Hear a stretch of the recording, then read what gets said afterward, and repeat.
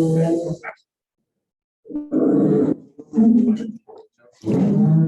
everyone, and welcome to this week's celebration of service for the Bloomington Rotary Club. It's great to see everybody here.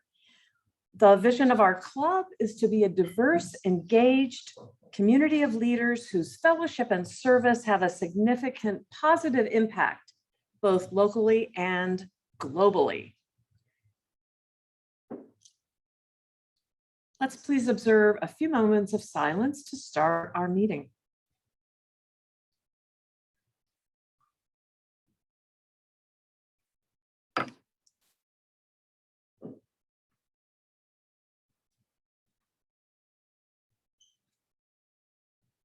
Thank you, and please be seated.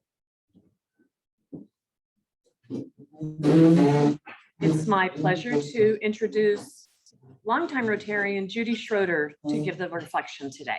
Thanks, Sally. Hi there, everyone. Do you like stories? I do too.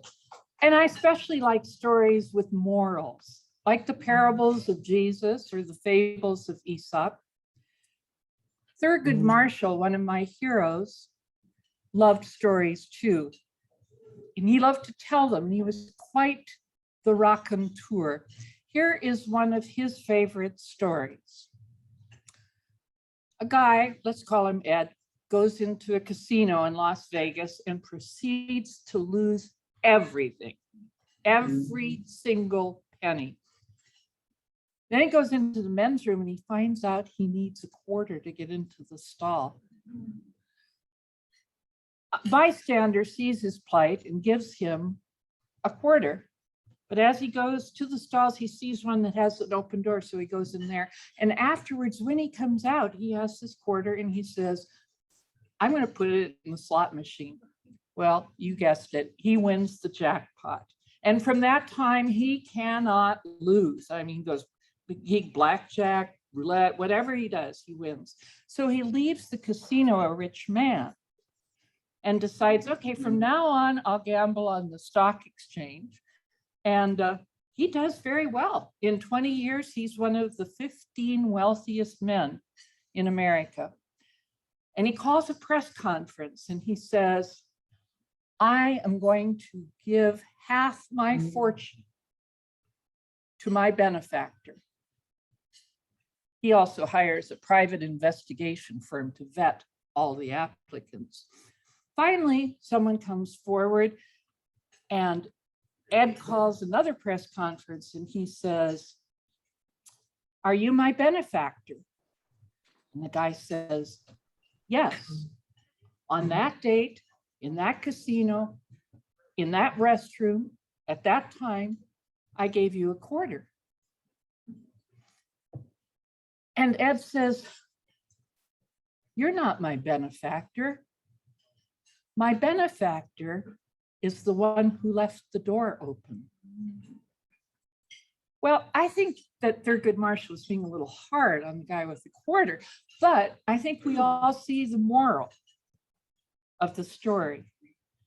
It's very important for us to be charitable, but it's also perhaps even more important to make sure the doors are left open. Thank you.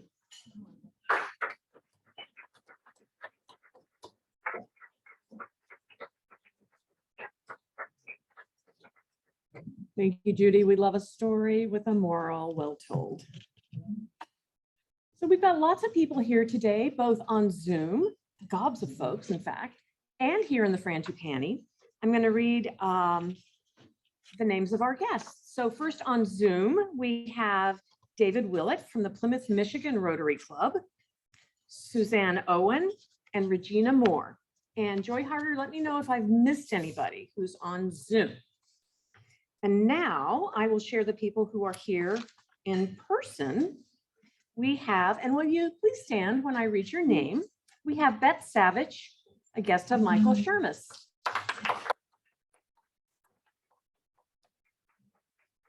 We have two guests of Aaron Davis and Martha Foster. First, Sharon Wiseman, and Dan Wiseman.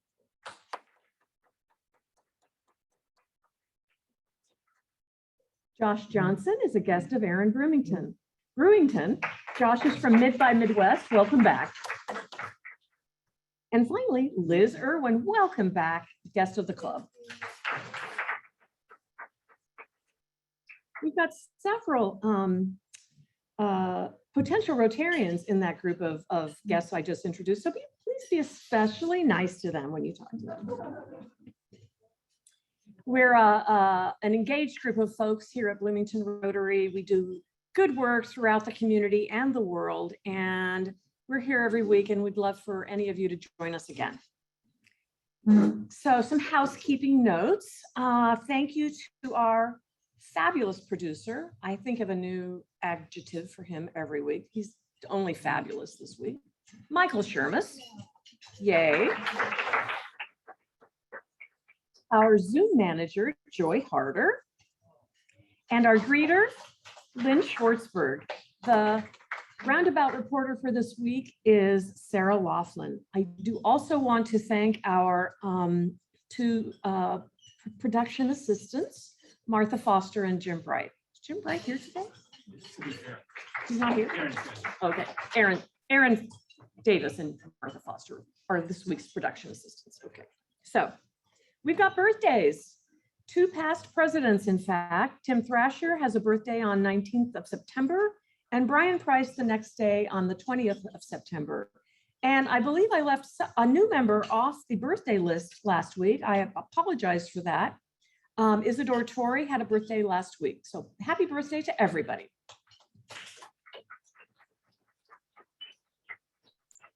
And a couple of member anniversaries for Rotary this week. On the 14th of September, Byron Bangert will have been a Rotarian for 36 years, 22 of those in our club. Wow, Byron, way to go. And Chris Michael Morrison has a ways to catch up. He's been a member of our club for 2 years. Congrats to both of you. Now, a few announcements before we get to our program. Countdown to this year's Rotary Toast, only 7 weeks. Does everybody know the website?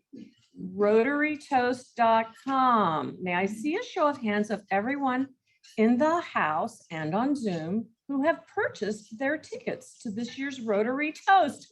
Oh my gosh, people, we've got a long ways to go.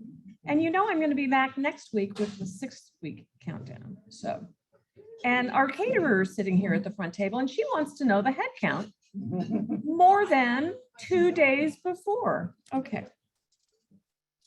We have a couple of meetings this week. The Rotary Board meets on Thursday, and the Diversity, Equity, and Inclusion Committee meets Thursday at 5. Then I have a couple of announcements that are related to our program today. First, regarding the Afghan refugees at Camp Atterbury, which is located in our Rotary district. I've been communicating with David Maurer, who is president of the Greenwood White River Club. He's coordinating information about ways that Rotarians across the district might be able to assist the refugees. Team Rubicon, which is a national disaster relief organization, a nonprofit that I was not familiar with, and the American Red Cross are managing donations and volunteers in support of the refugees at Camp Atterbury. I'm going to attempt to find out more later today, and we'll try to include information in this week's roundabout on what we as Rotarians might be able to do. And secondly, Rotary International reports to presidents of clubs every week on the World Polio Eradication Project. And I can report that the status of the wild polio virus type 1, there has been 1 case this year in Afghanistan and 1 case in Pakistan. No place else in the world has any active wild polio virus happened. Both of the active cases, which were with men, took place in January, none since then. So fingers crossed. And with that, I would like to ask Charlotte Zitlow not to get up, but to wait until the Zoom assistants come to their service. And Charlotte's going to introduce today's speaker.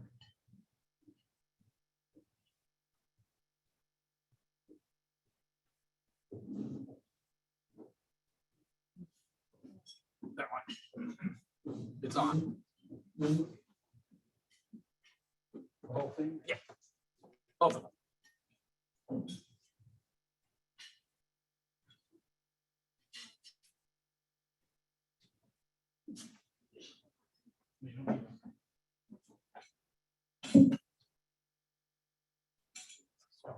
Okay.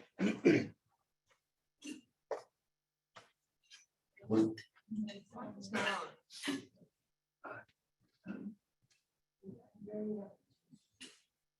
No, it's not on.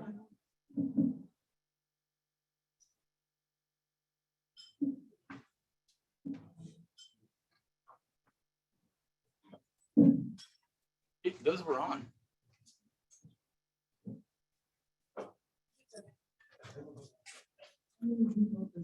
There.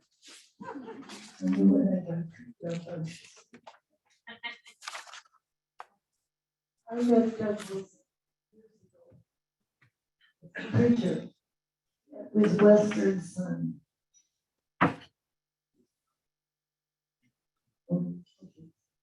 It was Western Sun, and then he left the Western Sun to go to the Eastern world, the Eastern Moonland, which includes Afghanistan and Tibet and other areas that he probably won't mention today. But he was once a printer, and now he is a worldwide journalist who's brought his own very carefully experienced adventures for all of us to understand his insights, which are not the usual. And but they're very thorough. He works very hard to get things right, and he's got a lot to say that we will not have heard elsewhere. So I've got a book called Funding the Enemy, and the other one is Hopeless but not Optimistic. I'm going to speak today on hopeless but still optimistic.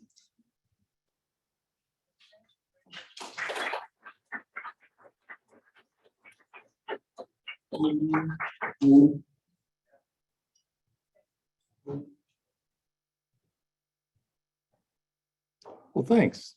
I appreciate Charlotte inviting me to speak and for Michael for doing all the things he does. And I look back and I last talked to this Rotary Club. Yeah, they're on, so just a tiny bit lower. There you go. Okay. Can you hear me now? Closer? They're both on. Yeah. Yeah, they're on, so.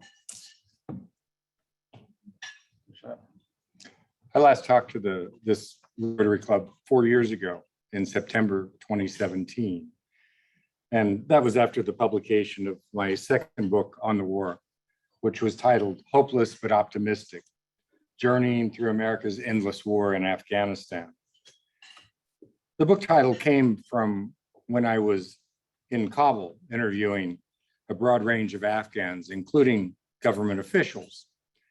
And I had a stock question for them. The Americans are withdrawing. How are you feeling? And I was interviewing one government official who was very nicely dressed. They often have really great suits. And he kind of squared his shoulders and he looked me in the eye and he said, "I am hopeless, but optimistic." I asked another government official what he thought, and he said, "Oh, I'm optimistic. I'm an Afghan. What else can I be?" So the title of this talk is Hopeless but Optimistic Continued.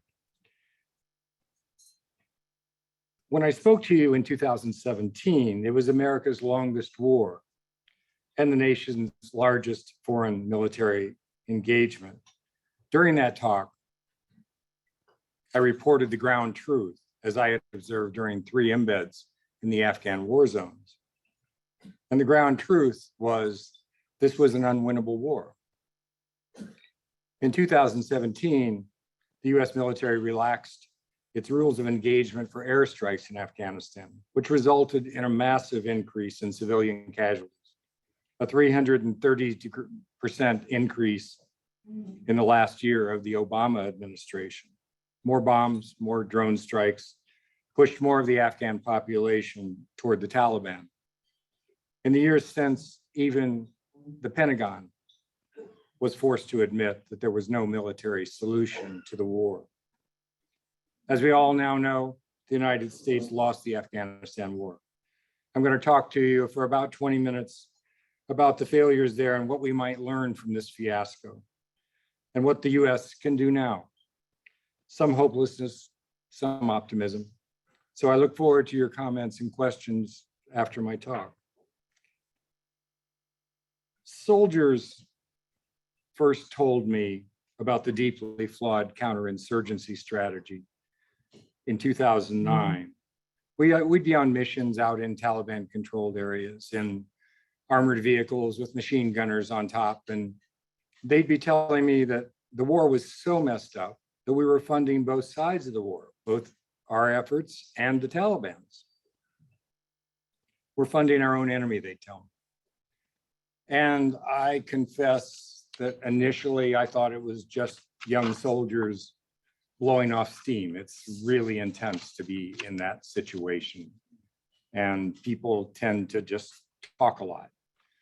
But when I started doing hundreds of interviews from generals and soldiers on the ground to low-level contractors to ambassadors and congressmen, working my way through mountains of government reports and think tank reports, media reports, I learned that there was a toxic system that connected ambitious American careerists, greedy for-profit US corporations, corrupt Afghan insiders, and the Taliban.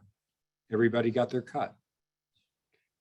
After I published my first book on the war, Funding the Enemy, the UN estimated that 10 to 20% of all of the US taxpayer dollars spent in Afghanistan ended up in the insurgents' hands. The deeply flawed counterinsurgency strategy wasted hundreds of billions of taxpayer dollars without accomplishing our military or development goals. One day I was on an embattled forward operating base in the Afghan-Pakistani borderlands, pretty anarchic area. And it had been a bad night. There had been rapid response teams going out through the night. There had been artillery had been going off. And I found myself in the morning standing next to a really tall, lantern-jawed intelligence officer. And we started talking about the dysfunction of the war. And he told me that he was a drug cop, a narcotics cop from Las Vegas. He'd been a reservist, had been called up. And he said, you know, this all reminds me of Las Vegas and the mafia.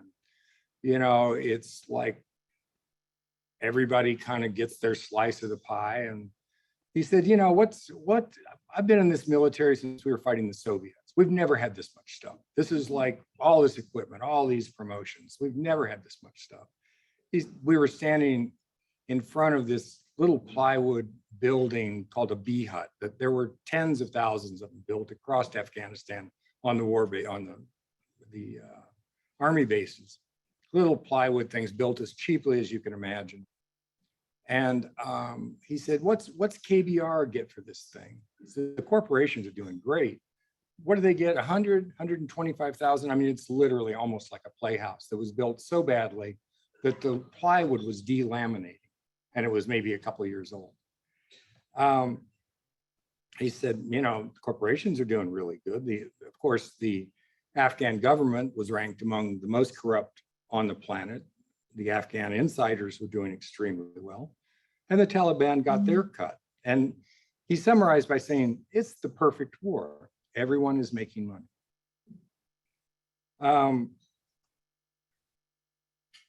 Over $2 trillion of US taxpayer dollars have been spent on the Afghanistan war alone. Economists at Brown University's Cost of War project estimate that the American taxpayers are on the hook for at least $8 trillion, $8 trillion for the post 9/11 wars. In 2004, Osama bin Laden stated his bleed until bankrupt strategy. He said Al-Qaeda could defeat the United States by luring America into costly, unwinnable wars. It appears to me that his strategy is working very well. The US has never outsourced a war to this extent, and it's proved to be a horrific failure. War is a good gig. Generals maneuvered to continue the same 21st century way of war for now 20 years. Governmental and corporate beneficiaries have perverse incentives to continue that war. Military and intelligence and development corporations, they all need contracts. And elected officials need campaign contributions from those same corporations. I've long thought about muckraker Upton Sinclair's line. He said, "It is difficult to get a man to understand something when his salary depends on him not understanding it."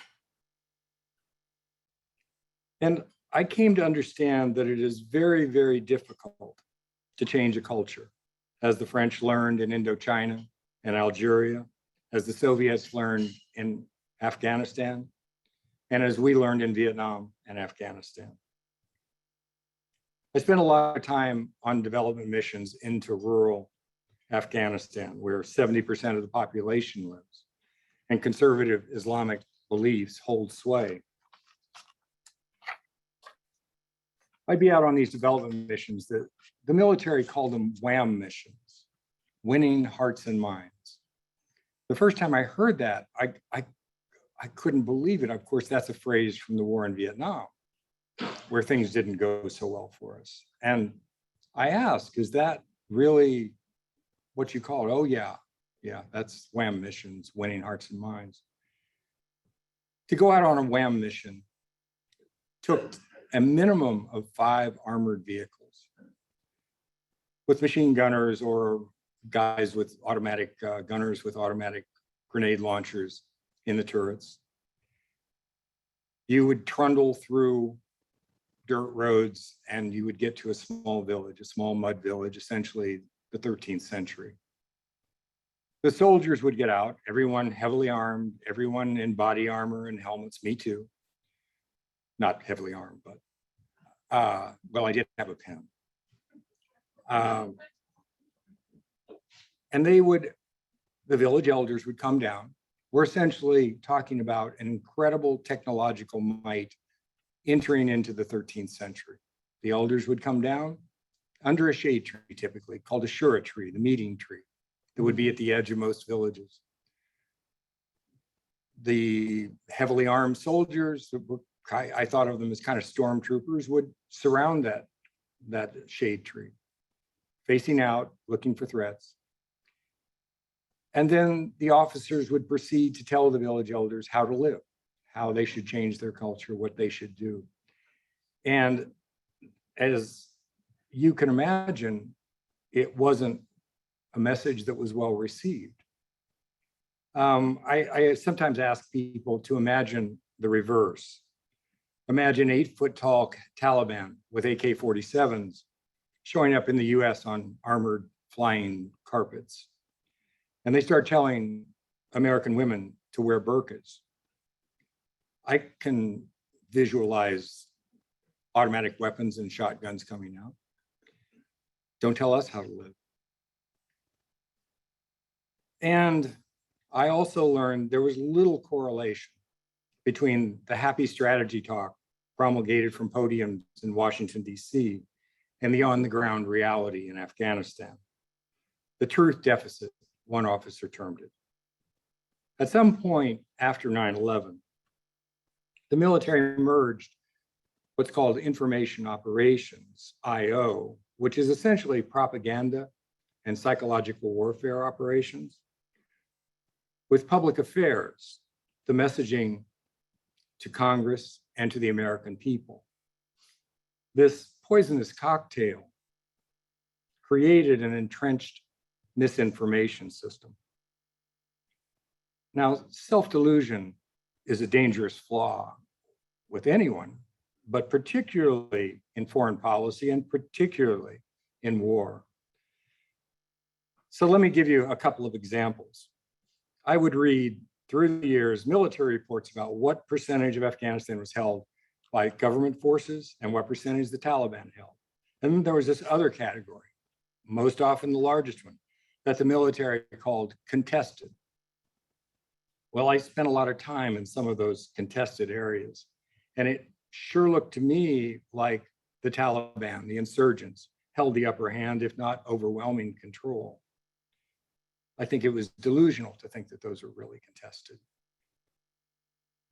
Let me tell you one story of what it's like to do a mission in an area that was termed contested. So to go 2 miles from one fortified base to another fortified base took 2 days of planning, intense planning.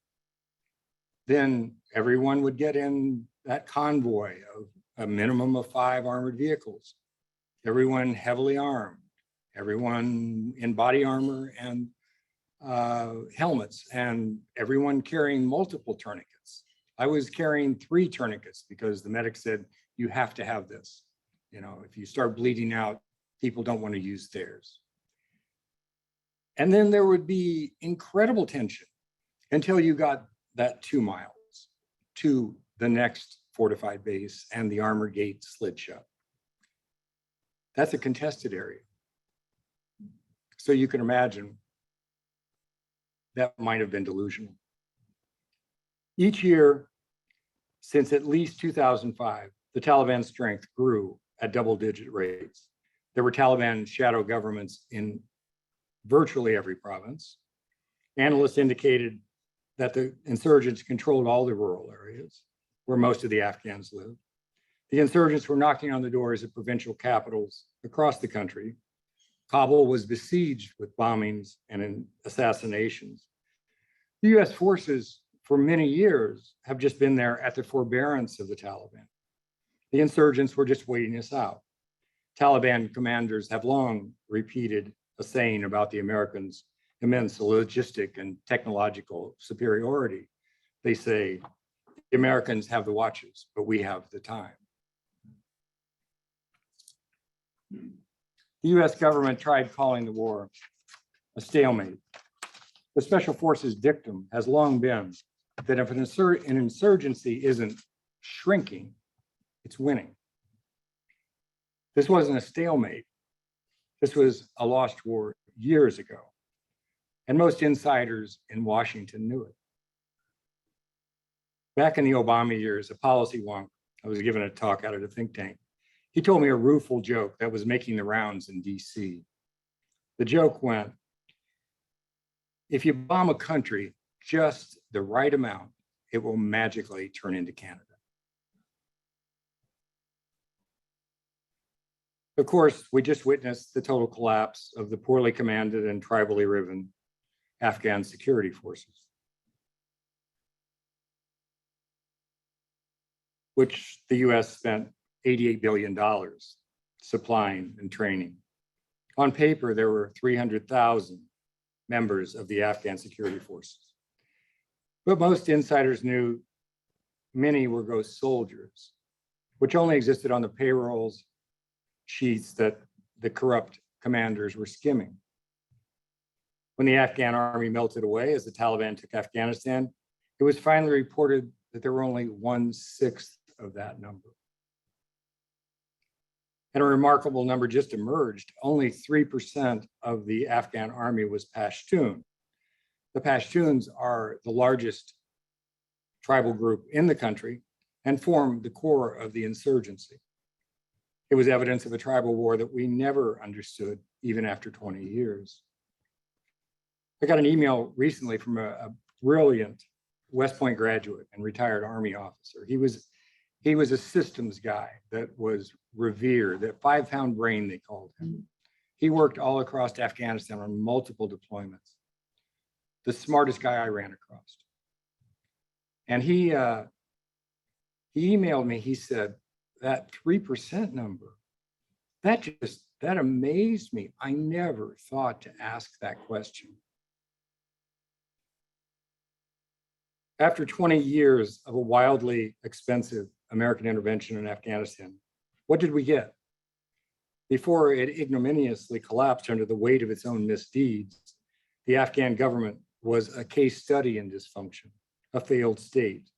Contorted by the enormous illegal opium industry, the Afghan government ranked among the world's most corrupt.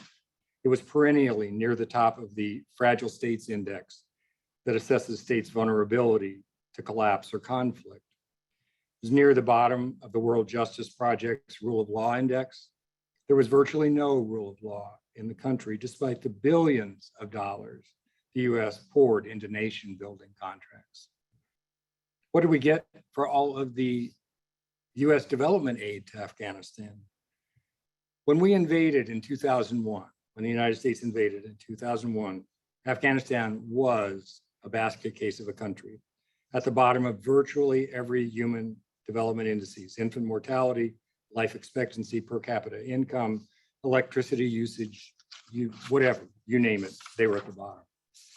Since we invaded in 2001, the US has spent more on aid and development in Afghanistan, a country of about 30 to 35 million people with a per capita income of about $400. 90% of Afghans make less than $2 a day. Then we spent, adjusted for inflation, on the Marshall Plan. With more than $145 billion in US development aid spent, Afghanistan remains a disaster area.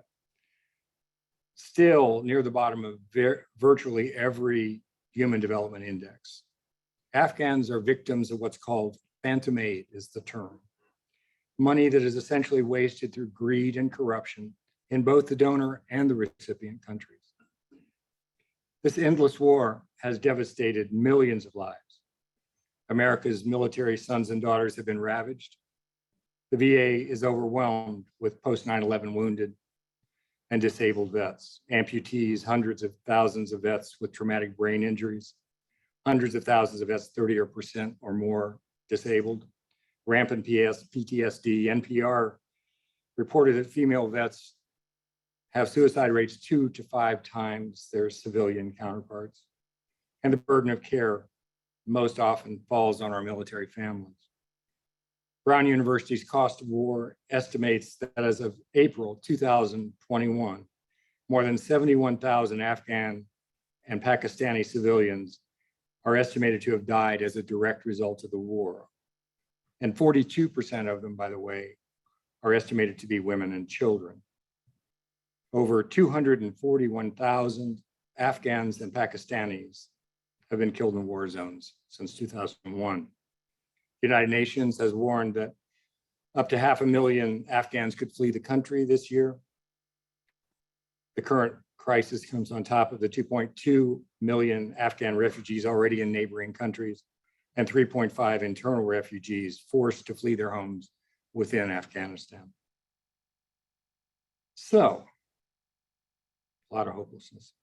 Given our hopeless execution of the war, what are my reasons for optimism? Briefly, here are my 4 reasons for optimism. Firstly, the American public wearied of endless war and the blank check it represented. In April, only 32% of Americans supported keeping troops in Afghanistan. At the end of August, even after the chaotic withdrawal, the Pew Research Center indicated the majority of US public, 54%, still supported the troop withdrawal.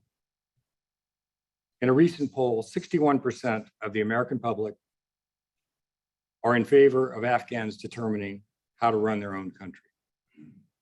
My second reason for optimism, there is a growing movement in Congress to repeal the post 9/11 authorization for use of military force that multiple presidents have used to justify these forever wars. The second reason, my third reason, a more pragmatic foreign policy strategy is beginning to emerge to counter our over-militarized interventionist strategy. And my last reason for optimism. The Afghan people are quite extraordinary, with a rich 1,000-year-old culture. I have witnessed and chronicled their love of beauty, poetry, family, and religion. The Afghans have successfully fought imperial powers through the centuries, from Alexander the Great, Genghis Khan, the Persians, the British in 3 wars, the Soviet Union, and now us. The Afghans have run their own country in their own way for centuries. And after 42 years of war, the Afghans clearly want peace. The Afghans are also legendary horse traders, and so is President Biden. So while the Taliban are nationalists determined to drive foreign troops out of their country, they also want to make a deal. It is my hope that President Biden and his diplomats will use the limited leverage that the US has to negotiate international recognition and humanitarian aid in exchange for human rights concessions.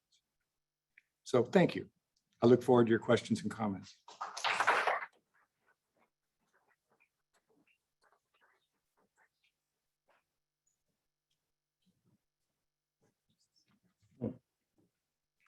So if you're in the frangipani, please hold up your hand if you have a question.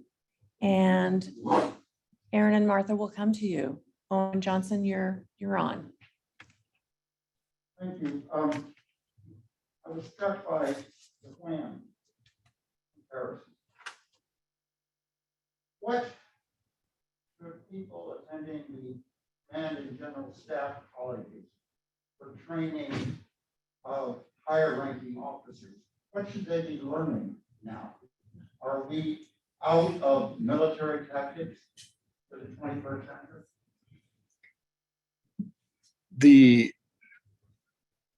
It appears from all the reports, the counterinsurgency strategy that General David Petraeus championed has been totally discredited. The nation building was pretty much a disaster. There does not appear to be any appetite for nation building enterprises as we saw in Afghanistan or Vietnam for that matter. So I think the lesson, there was a great project. There are a few really unimpeachable sources of information on the war. One is Brown University's Cost of War project. The second is the Special Inspector General for Afghanistan Reconstruction, SIGAR as it's known, who has done a great job of analyzing the failures of our strategies. And it's a congressionally mandated Special Inspector General. John Sopko has done a remarkable job. 600 people, it's a big operation. They've done a great job. And they did a project that Congress asked them to do, which was called Lessons Learned.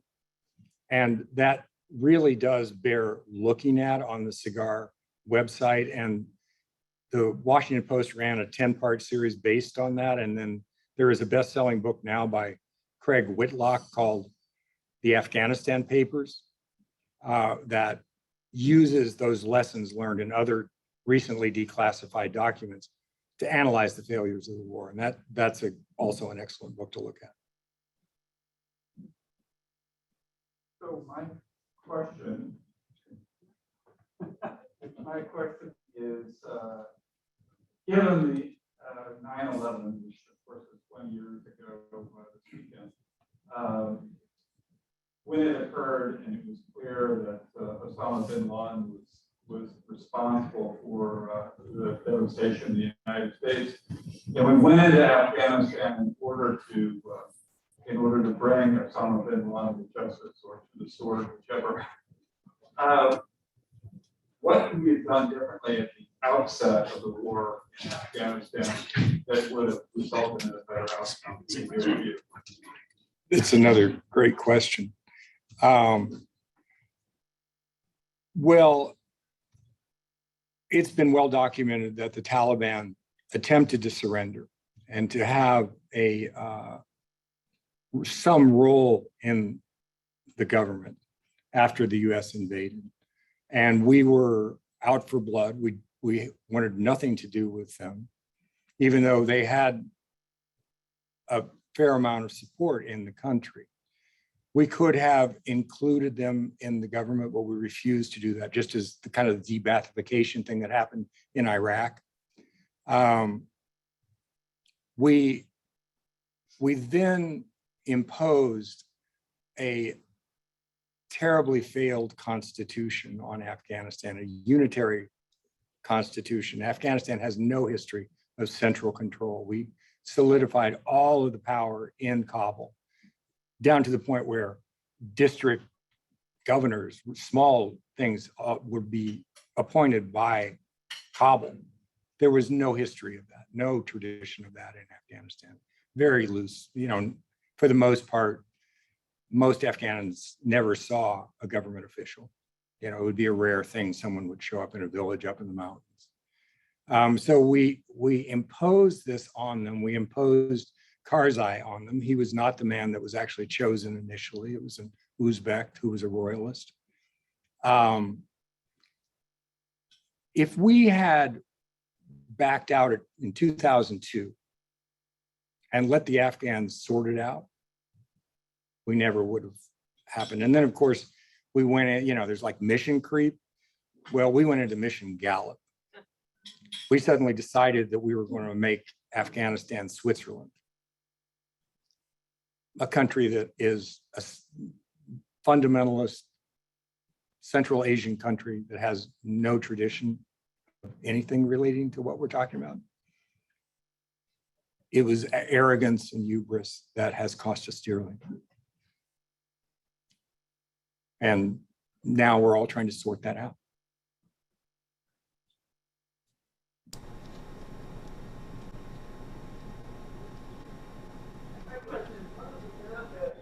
Some people talk about maintaining a presence.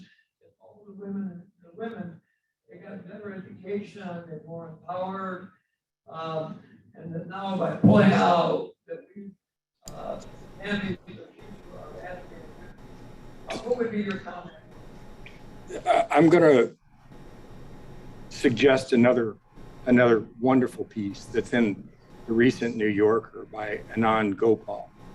It's called "The Other Afghan Women," and he went down into an area in Helmand, in the area called Sangan, where I was embedded on a Marine base called Camp Geronimo. I know the area pretty well, around Marja and that area. The area was called Sangan. And he interviewed a lot of Afghan women. And he found that the majority of those women had lost 10 to 12 family members. And Gopal does an incredibly nuanced and eloquent job of explaining the conundrum of US military actions in Afghanistan that devastated the countryside to support actions in Kabul. There's this dichotomy between those two worlds. And so Gopal managed to parse the enormous price being paid in the countryside for women. And I'm going to read you just a little bit of it because I just thought this encapsulated so much. Gopal wrote, "Can the rights of one community depend in perpetuity on the deprivation of rights in another? In Sangan, whenever I brought up the question of gender, the village women reacted with derision. They are giving rights to Kabul women and they are killing women here," Parazzo said. "Is that justice?" Marzia from Pankilay told me, "This is not women's rights when you're killing us, killing our brothers, killing our fathers." Khalida from a nearby village said, "The Americans did not bring us any rights. They just came, fought, killed, and left." We've spent, well, again, going back to SIGAR, the Special Inspector General for Afghanistan, they have tabulated that we dispersed $787 million on programs specifically and primarily to support Afghan women. It's a lot of money. That includes $233 million in a USAID program called Promote, which initially was called WIT, Women in Transition, but then they found out that WIT elsewhere had been a disaster, so they renamed it Promote. The then administrator described Promote as the largest investment USAID has ever made to advance women in development. The assessment is that the results were completely unverifiable, completely unsustainable. And I should add to that 287 million. Cigar also noted that virtually every development project done in Afghanistan had a female empowerment issue. So that what often wasn't broken out, but major, I mean, billions of dollars. There's more in every one of those programs for female empowerment because that was a very popular program. But the vast majority of Afghan women are still illiterate. I talk in Hopeless but Optimistic, the book that Charlotte mentioned, getting out of the airport in Kabul. And there's a big billboard in Pashto, in Dari, the two languages of Afghanistan, and in English, touting all of what's, how well it's going for Afghan women. And at the time, 90% of the Afghan women were still illiterate, even after all that money was spent on programs specifically aimed at them. So it's easy to tabulate input. The big question is, what is the sustainable outcome? And that was typically a question that people just wanted to go, oh, look, wild geese.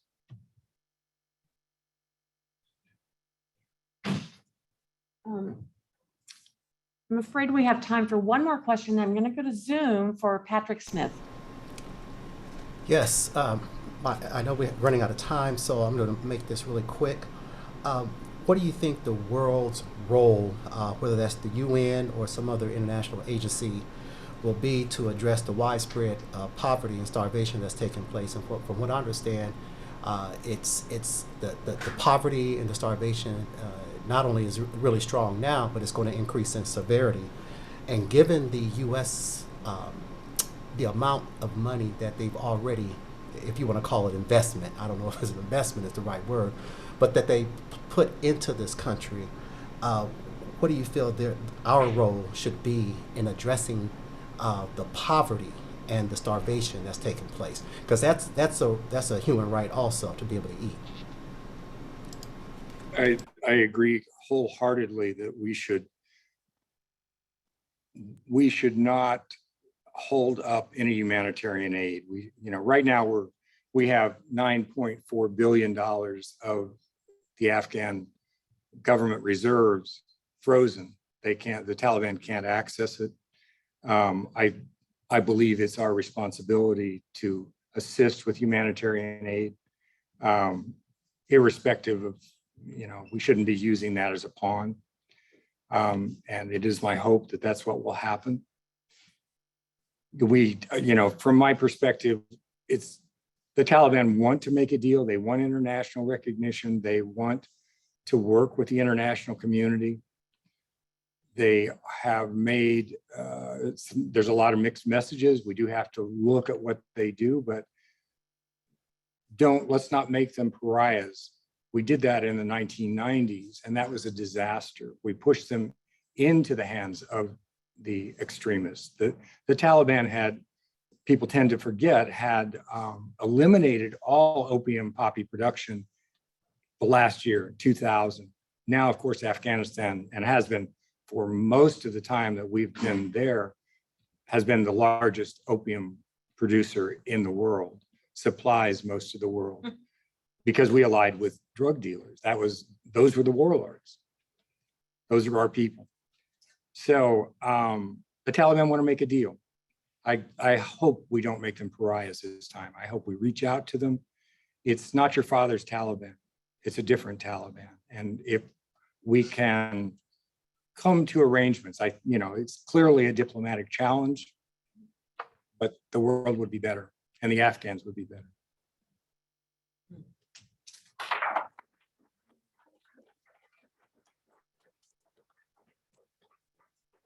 Thank you so much for sharing your expertise, your wisdom, and for being a resource for us here in Bloomington.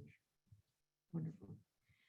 Okay, so next week, our speaker is our own John Zodi. He's the Director of Housing and Neighborhood Development for the city, and he's going to be speaking about affordable housing in Bloomington.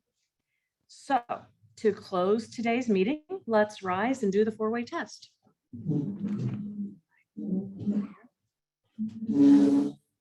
Of the things we think, say, or do, first, is it the truth? Second, Is it fair to our concerns? third, will it build goodwill and better friendships? Fourth, will it be beneficial to all concerned? And fifth, is it fun? Boom. Oh, you're welcome. Insightful answer.